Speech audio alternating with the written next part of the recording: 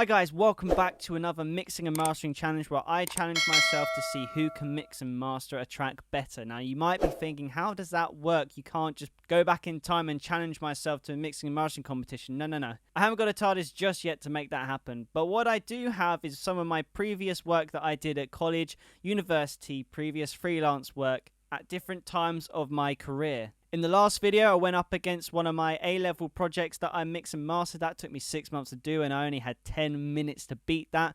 And it was up to you guys to decide if I did it better. And today, I am going up against my uni self. The track in question today is quite a popular track. It's called Pick Up the Pieces. It's very much an instrumental track. It's got kick, bass, guitar, saxophones. Really cool track. I remember I spent 2 months mixing and mastering this track, which I'm going to play for you right now.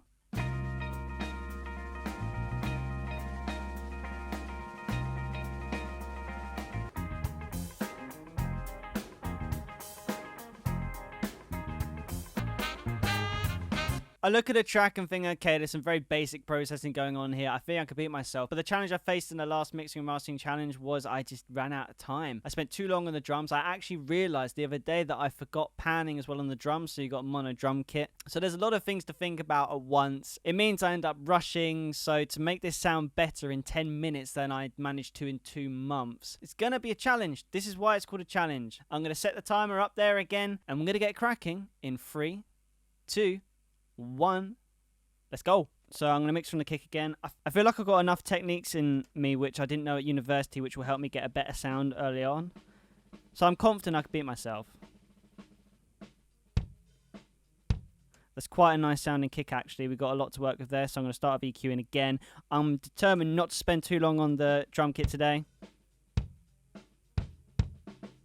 I'm just going to get a decent sound.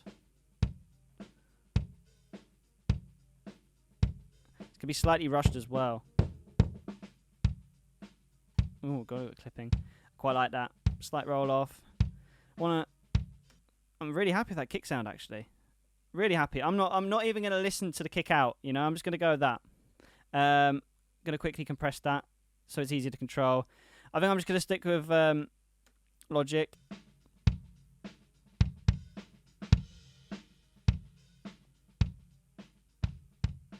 Bit snappy.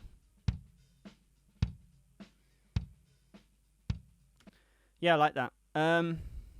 Right, snare. I'm just going to follow what I've learned from EQs, and I'm just going to make a basic shape for everything, how I think a snare EQ should look, and just for every sort of instrument, and I'll just see how it sounds at the end. I'm going to try that and see what happens. So I call this blind EQing.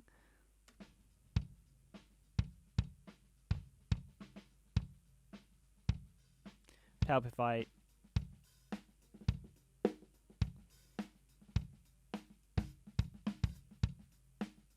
nice. Okay, right. Might do a bit of panning while I'm here as well actually, to save time. I literally just got to try and save time where I can, like not try and overthink it too much. Hi-hat, just a simple roll off at the end to get rid of any bleed from the snare. I mean, it's still going to be the brightness of the snare, but it doesn't matter too much.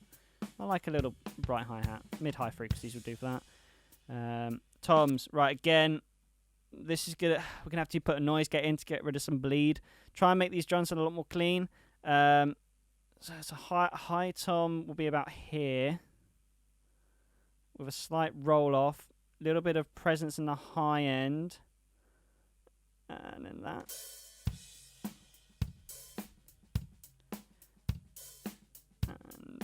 I'm going to add a noise gate.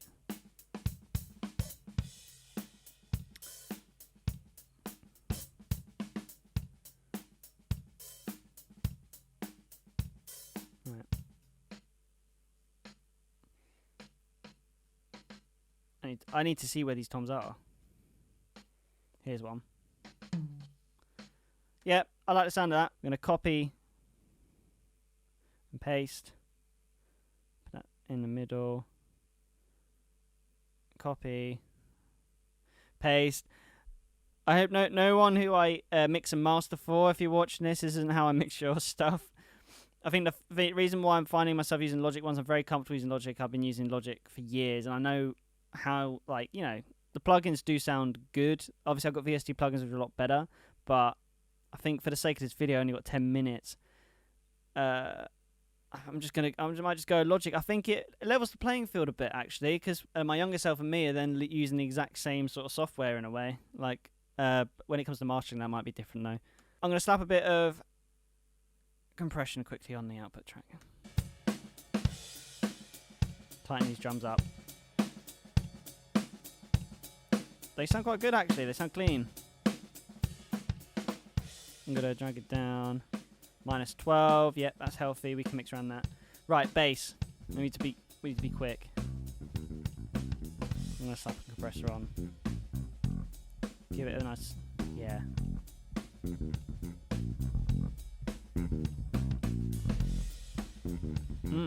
Dutty. Quite like duttiness of it. I need to stop saying dutty.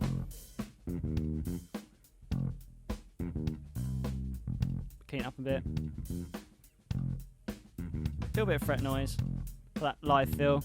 Right. I'm going to leave it like that for now. For the guitars, I'm going to use a sample delay. I have to be quick. So sample, that one goes to the... so that'll be more biased on the left-hand side, because we'll hear it on the left-hand side first and the delay on the right. So now what's going right. But what we create from that is stereo guitars, double tracking. Nice technique. I feel like I'm gonna do effects on the end. Everything's just gonna go into the same reverb. I've decided to save time. But I will quickly clean these guitars. Oh.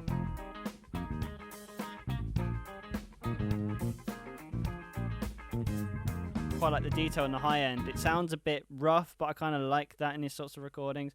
So we're going to go over that. Nice. Yep, I like this. Okay.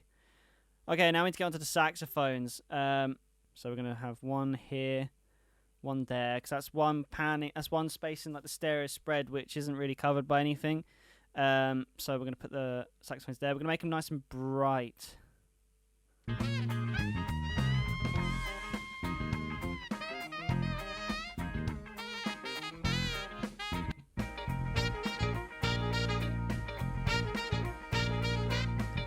Roll off the top end so it's not too intense. And again, we're just going to copy and paste across because we don't have time. Alright, don't judge me, okay? Don't judge. Right, reverb. Start with the one, so we're going to go bus 5. I'm just going to keep the same reverb, you know.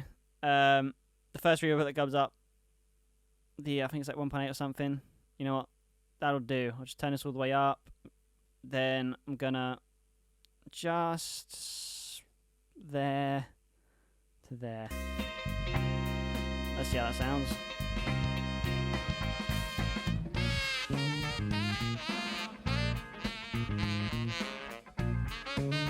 Okay, let's see how the guitars sound with it on.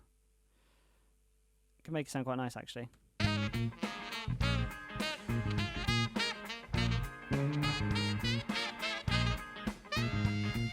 Just give something to float in the background. Where this is really going to make a difference is on the saxophones. Here we go. I'm so excited for this. Oh. Nice. Right, we're going to do a quick bit of mastering, and then I'll go back in with some levels. Actually, no, what am I doing? I'm going to do a quick mix first. As we're running out of time, big time.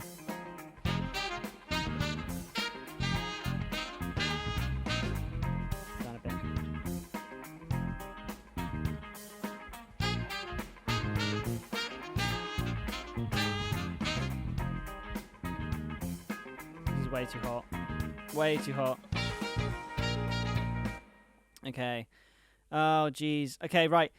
Quick bit of mastering, and then that's it done. So we're going to put the adaptive limiter on, and we are going to shove it all the way down. 0, so we can control the output level better. Going straight to the vitamin, just to try and balance out the mix a bit more. Let's see how we do it.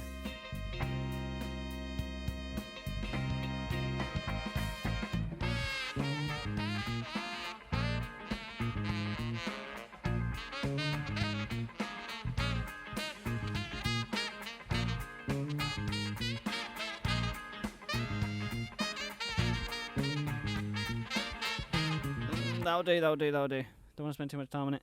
I'm gonna do a little sneaky thing because I don't have time to properly go into it. I'm gonna get out my little secret sauce.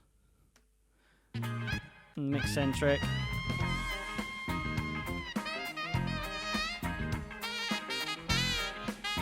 Nice. Just brings it out a little bit more. I'm gonna just quickly go through one last channel. Linear phase EQ just to make sure everything's alright.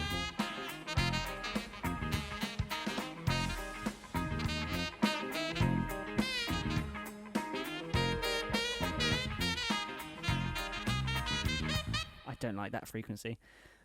Okay, and the last thing to do before we run out of time, and it is so close, is I'm gonna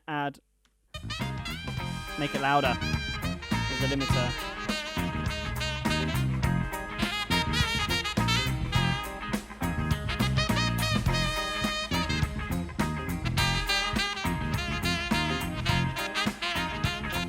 Quick sort out the levels.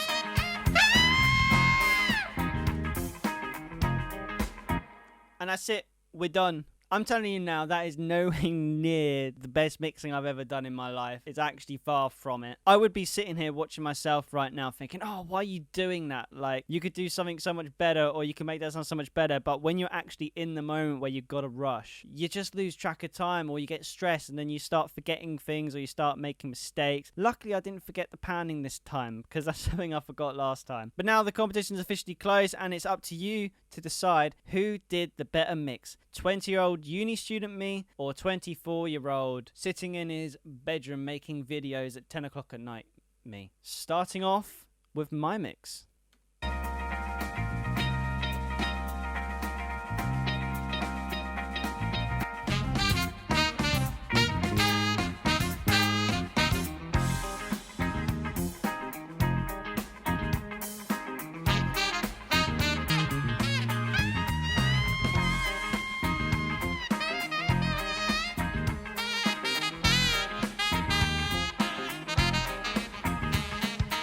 And now, my uni mix.